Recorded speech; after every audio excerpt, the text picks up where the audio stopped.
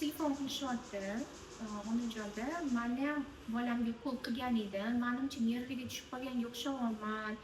Borib tekshirtirmoqchi edim deb so'rashadi. Nechinchi kuni deb savol beraman har doim. Chunki birinchi, ikkinchi kunlarda biz tekshirmaymiz. Faqat 7 va 10 kun o'tgandan keyingina tekshiramiz. Chunki nerv tekshirilganda nervni oxirgi окончанияларdan tekshiramiz biz. Ukol dumba yonbosh sohaga qilinadi. To protsess yonboshdan oyoqni pastigacha tushguncha 7-10 kun vaqt kerak bo'ladi. O'shaning uchun biz 7-10 kundan keyin tekshiramiz.